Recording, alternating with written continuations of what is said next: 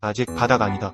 2차 전지 대장주 적자 전망 나와. 2차 전지 대장주 LG에너지솔루션이 지난 4분기 부진한 실적을 발표한 가운데 올해 1분기 실적이 더 나쁠 수 있다는 전망이 이어지고 있다. 29일 DB금융투자는 LG에너지솔루션의 목표가를 종전 67만원에서 48만원으로 28% 대폭 낮췄다. 중대형 전지 수요 둔화에 따른 재고 조정, 메탈 배터리 하락에 따른 구매 수요 지연이 맞물려 자동차 전지 전체 출하량이 20% 이상 하락할 걸로 내다봤기 때문이다. 한승재 DB금융투자연구원은 1분기 출하량 감소폭이 예상보다 크고 재고 조정이 상반기에 일단락되겠지만 단기 수요 우려가 일단락되려면 메탈 가격 안정이 선행돼야 해 불확실성이 여전하다고 말했다. 이날 메리츠증권도 LG에너지솔루션의 목표가를 종전 55만원에서 48만원으로 13% 내렸다. 키움증권, 하나증권, 한화증권, 신영증권, 하이투자증권, 현대차증권에서도 LG에너지솔루션 목표가를 줄줄이 낮췄다. 목표가 줄하향에는 실적에 대한 부정적인 전망이 깔려있다. LG에너지솔루션의 지난 4분기 영업이익은 3,382억 원으로 직전 분기 대비 54% 떨어졌다. 시장 전망치를 크게 밑돈 성적표였다. 게다가 1분기 실적이 이보다 더 좋지 않을 걸로 전망된다는 점이 문제다. 김현수 하나증권 연구원은 1분기 영업이익은 296억 원으로 전망되나 첨단 제조 생산세액을 제외하면 영업적자가 불가피하다고 내다봤다. 다만 1분기 저점을 지나 점진적으로 회복될 거라는 전망도 나온다. 강동진 현대차증권 연구원은 소형전지는 1분기에, 중대형전지는 2분기에 ASP 하락 대부분 마무리돼 하반기부터 수익성을 회복할 걸로 기대된다고 말했다. 한편 이날 오전 10시 기준 LG에너지솔루션은 전 거래일보다 0.3% 오른 38만 2,500원에 거래되고 있다. 올해 들어서만 10.5% 하락했다. 크래프톤이 지난해 연결 기준 매출 1조 9,106억 원, 영업이익 7,680억 원, 당기순이익 5,941억 원을 기록했다고 지난 26일 공시했다. 전년 대비 매출은 3.1%, 영업이익은 2.2%, 당기순이익은 18.8% 증가한 것으로 나타났다. 크래프톤은 공정가치평가, 대상자산 및 부채평가 등으로 인해 당기순이익이 증가했다라고 설명했다. 4분기 실적은 매출 5,346억 원, 영업이익 1,643억 원, 당기순 손실 132억 원이다. 전년 동기 대비 매출은 12.8%, 영업이익은 30.3% 증가했다. 당기순 손실은 전년 동기 대비 크게 축소됐다. 전분기 대비로는 매출이 18.7% 늘고 영업이익은 13.2% 감소했다. 당기순이익은 적자 전환했다. 크래프톤은 오는 2월 8일 2023년 4분기 및 연간 경영실적과 관련한 기업 설명회도 개최할 예정이다. 한편 크래프톤의 주가는 29일 오전 10시 36분 현재 전거래일 대비 3.33% 오른 21만 7,500원에 거래되고 있다.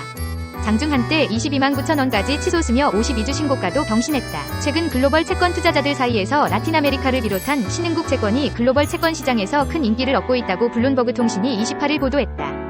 미국의 연방준비제도가 곧 기준금리를 내릴 것이라는 예상과 함께 신흥국 채권이 기회가 큰 투자 상품으로 평가받고 있다는 분석이다. 이에 따르면 라틴 아메리카 채권은 2009년 이후 최고의 상승 랠리를 보이고 있다. 이에 대해 미국계 투자자문사 그램팜 메이오 반 오텔로는 한 세대에 한 번 있을까 말까 한 기회라고 평가했다. 신흥국 채권에 대한 관심은 미국의 통화정책 전환에서 비롯됐다는 평가다. 달러 약세에서 미국이 금리를 내리기 시작하면 신흥국들도 금리를 내릴 수 있게 된다. 이에 현지 통화로 표시된 채권 보유자들은 부담을 덜게 된다. 빅토리아 코스 매니저는 풍부한 달러와 낮은 통화 가치, 매력적인 금리, 물가 상승률의 지속적인 하락 등으로 신흥국 채권은 연준의 움직임이나 발언에 상관없이 좋아 보인다면서 미국에서 금리 인하가 언제 시작될지에 대한 힌트는 달러 약세와 신흥국 현지 채권의 강세를 촉진하는 촉매제가 될 수 있다고 말했다. 이에 많은 글로벌 금융사들은 2024년 초를 자산운용의 중요한 시점으로 보고 있다는 평가다. JP모건의 아네즈카 크리스토보바는 미국에서 인플레이션이 하락하고 성장률이 회복되더라도 이는 금리 인하가 가까워지고 있음을 의미하는 것이라며 신흥국 채권이 타격을 받지는 않을 것으로 전망했다. 신흥국 동화펀드도 긍정적이라는 평가도 나왔다. S3 파트너스 데이터에 따르면 30억 달러 규모의 바네크 모건 신흥국 동화채권 상장지수 펀드에 대한 공매도 비중은 지난해 3월 13.7%에서 최근 0.69%까지 떨어졌다. 지난 2019년 10월 이후 4년 만에 최저치다. 라틴 아메리카 시장에 아직 기회가 있다고 통신은 전망했다.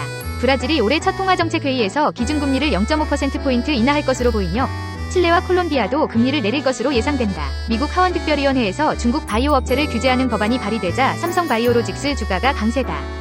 삼성바이오로직스가 규제 수혜자가 될 것이란 전망이 나오면서다. 29일 오전 10시 44분 삼성바이오로직스는 전거래일 대비 31,000원 상승한 800만 4천원에 거래되고 있다. 삼성바이오로직스 주가 강세는 마이크 갤러거 미국 공화당 소속 하원의원이 중국 바이오 기업들과의 거래를 금지해야 한다는 내용을 담은 법안을 발의한 영향으로 풀이된다.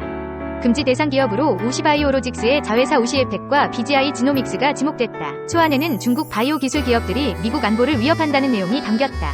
크리스 첸 우시바이오로직스 최고 경영자가 중국 인민해방군 군사의학 아카데미 겸임 교수였다는 내용도 포함됐다.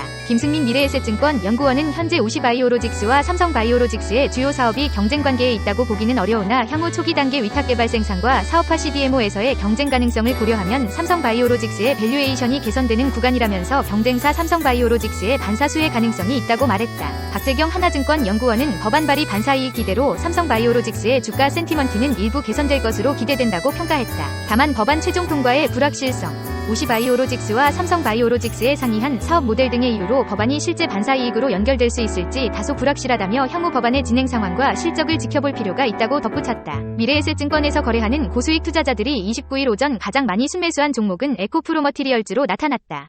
GST, NK맥스, HLB 파나진, 상보 등도 순매수 상위권에 이름을 올렸다. 이날 미래에셋증권에 따르면 미래에셋증권 주식거래 고객 중 최근 1개월간 투자 수익률 상위 1%에 해당하는 주식 초고수들이 오전 10일시까지 가장 많이 사들인 종목은 에코프로머티리얼즈로 집계됐다. 에코프로머티리얼즈의 주가는 지난해 11월 상장 이래 큰 변동성을 보여왔다. 기관 투자자 대상 수요 예측에서 흥행에 실패해 희망범위 하단에 해당하는 공모가로 상장했지만 이후 MSCI 지수 편입 기대감이 몰리면서 주가가 꾸준히 상승해왔다.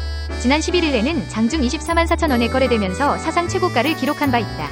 다만 에코프로머티리얼즈의 낮은 유동비율로 MSCI 지수 편입 기대감이 꺾이면서 주가가 곤두박질치기도 했다.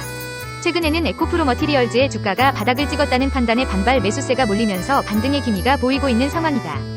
이 같은 상승세를 이어간다면 내달 13일 발표되는 MSCI 한국지수에 신규 편입될 가능성도 점쳐빈다. 상장 이전 에코프로머티리얼즈의 지분 투자를 단행한 IMM 인베스트먼트와 블루럼벤처스 등 재무적 투자자들은 의무 보유 확약이 끝나는 5월 이후 투자금 회수 시점을 예의주시할 것으로 보인다.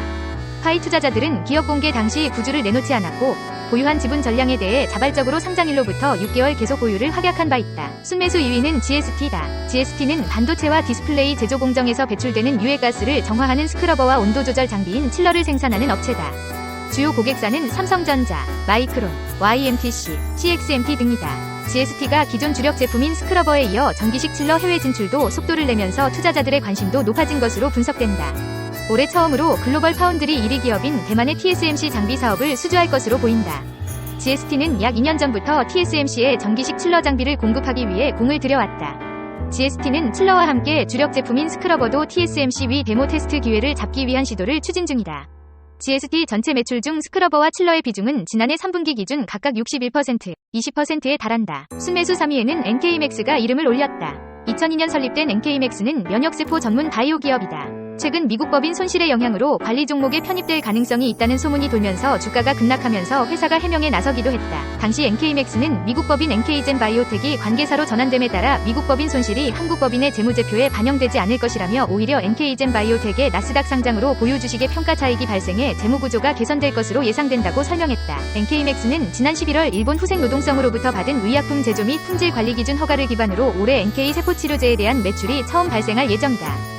중동 지역에서의 투자 유치 및 합작법인 설립을 통해 세포치료제 사업도 준비하고 있다. 또 건강기능식품 제품에 대한 온라인 영업 강화를 통해 중국 및 동남아 시장 공략을 가속화할 계획이다.